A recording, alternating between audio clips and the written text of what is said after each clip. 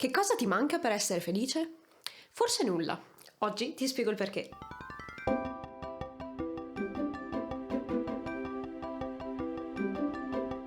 Immagina, stai giocando all'arcade machine da un'eternità. Stai per arrivare a un livello mai raggiunto, ma hai anche appena perso la tua ultima vita e hai un solo gettone in tasca. Disperazione! Sì, perché ti sembra di avere poche risorse, poco tempo, poche energie e invece per essere felici nella vita ti serve tutto. Ed è qui che nasce la famosa frase "sarò felice quando".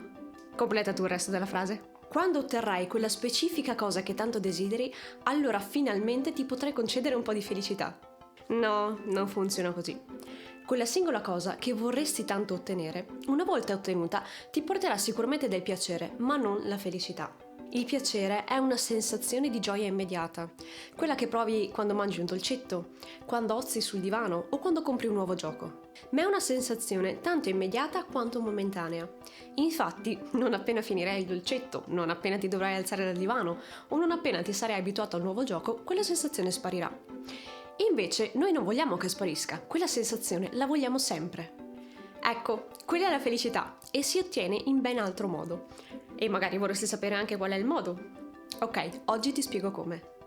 Conoscerai sicuramente Tetris e ci avrai giocato almeno una volta. Ne sono certa, non c'è una persona al mondo che non conosca Tetris. Ecco, raggiungere la felicità nella vita è un po' come diventare bravi a Tetris. C'è chi è più bravo e chi meno bravo a farsi bastare tutti i pezzi che l'algoritmo gentilmente ci fornisce. Ma in ogni caso, indipendentemente dal livello in cui sei adesso, hai sempre un modo per migliorare. Chiunque può diventare più felice, indipendentemente dal tuo livello di partenza. E il modo per migliorare è, come sempre, la pratica. Già, più ci giochi e più diventi bravo. Lo avrai sicuramente notato che dopo qualche partita diventa sempre più facile. E non è l'algoritmo che si semplifica, sei semplicemente tu che hai imparato a riconoscere i pezzi e hai imparato il modo migliore per incastrarli l'uno con l'altro.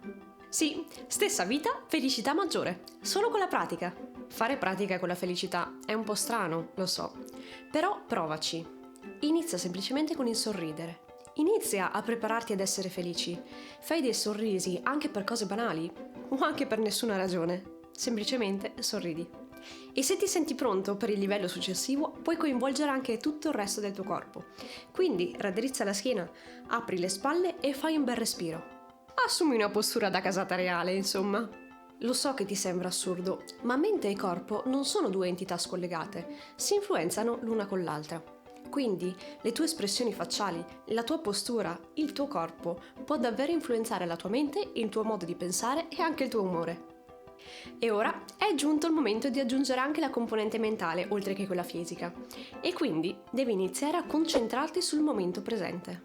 Hai presente quando va tutto bene? Quando stai distruggendo un sacco di righe e quando i blocchetti colorati che ti piovono dal cielo sembrano fatti apposta per essere incastrati nell'unico singolo buco che ti rimane. E improvvisamente inizi a pensare che qualcosa andrà storto, che improvvisamente inizierai a ricevere pezzi inincastrabili e che in 20 secondi il tuo puzzle diventerà un ammasso di colori senza senso. Sì, siamo proprio bravi ad aspettarci il peggio in un momento in cui tutto va per il meglio. Talmente bravi che qualcuno ha deciso di dare un nome a questa cosa. E il nome è Foreboding Joy e questo qualcuno è la ricercatrice Brené Brown. Il motivo di queste visioni pessimistiche è che cerchiamo inconsciamente di prepararci per quando le cose andranno male. Ma il problema è che non c'è modo di prepararci. Tanto non sarai mai davvero pronto e non puoi nemmeno guardare tanto avanti, perché l'unica cosa che puoi vedere del futuro è il piccolo blocchetto colorato che ti arriverà subito dopo. Nulla può prepararti alle disgrazie che potenzialmente ti possono capitare.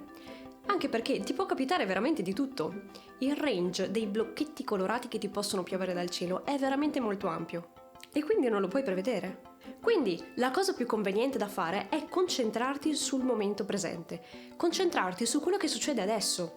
E poi, quando ti capiterà qualche pezzo inincastrabile, ci penserai in quel momento a seconda della situazione in cui sei. Insomma, pensa positivo, perché il pensare negativo non farà altro che rovinarti il momento e oltretutto non ti porterà nessun vantaggio per il futuro. Ti prosciuga solo energia. E a proposito di energia, ora parliamo dell'essere attivi. Dormi. E dormi 8 ore a notte. C'è questa tendenza di fare i fighi dicendo Ho dormito solo 3 ore questa notte. Bravo! Ti sei bruciato qualche neurone e adesso puoi mostrarmi quanto sei efficiente dopo questa bella dormita. Come pensi di poter incastrare un qualche centinaio di forme strane colorate dopo 3 o 4 ore di sonno? Sarebbe come provare a usare una tastiera con un secondo di latenza. Cioè, sappiamo tutti il disastro che ne può uscire. A mente fresca riuscirai sicuramente a fare un lavoro migliore. Per non parlare del buon umore che hai addosso quando non fai altro che pensare a quanto hai voglia di dormire. E oltre a dormire, faresti bene anche a fare un po' di esercizio fisico, perché una vita sedentaria danneggia la tua salute e ti toglie energia, mentre anche solo 5 minuti di sport al giorno possono davvero cambiarti la vita. Perché fare sport ti porta ad avere più energia e oltretutto con lo sport rilasci endorfine, che sono quelle che ti fanno sentire una sensazione di benessere. Quindi via con lo sport! E se ti avanza tempo puoi anche pensare di avere un'alimentazione più sana e bere di più. Acqua intendo. E a proposito di bere, parliamo di festeggiamenti. Ma quanto è carino vedere il piccolo omino russo che balla alla fine di ogni livello. È proprio la ciliegina sulla torta che ti fa sentire di aver fatto un bel lavoro. Dico sul serio, senza quel balletto a fine livello, senza il festeggiare e il godersi un po' la vittoria, tutto ha un po' meno sapore. Festeggia e celebra e premiati ogni volta che puoi, che sia una cosa piccola o che sia una cosa grande, che sia un risultato tuo o che sia un risultato di qualcuno che ti è vicino. Se succede qualcosa di bello, festeggia, anche se non è l'evento dell'anno. Un livello è un livello, che sia il primo o che sia il 50°, va festeggiato. L'essere grato e l'esprimere gratitudine può davvero portare una svolta nella tua vita. Quindi pratica la gratitudine attivamente. Invece di pensare a quanto sarebbe bello avere quella cosa in più che ti manca, concentrati su quello che già hai. Gioisci per quello che possiedi e per quello che ti succede. Pensa tutti i giorni a una cosa che ti ha fatto sorridere. Dagli importanza, raccontala, scrivila. Insomma, sii felice nel qui ed ora e non aspettare il livello successivo. Tanto Tetris è sempre uguale, non è che nel livello successivo ci sia qualcosa di nuovo, quindi tanto vale godertelo dal primo livello senza dover aspettare il quinto o il sesto. Insomma, non hai bisogno di qualcosa in più per essere felice, devi semplicemente imparare ad apprezzare quello che già hai. Spero che questi consigli ti siano stati utili. Fammelo sapere nei commenti e se vuoi rimanere in contatto con me o conoscermi meglio, in descrizione trovi i link del mio blog e dei miei social network. Noi ci vediamo tra 2 settimane, sempre di mercoledì, quindi iscriviti al canale e clicca sulla campanellina per attivare le notifiche, per non perderti i nuovi video e rendere la tua vita migliore grazie alle tue passioni.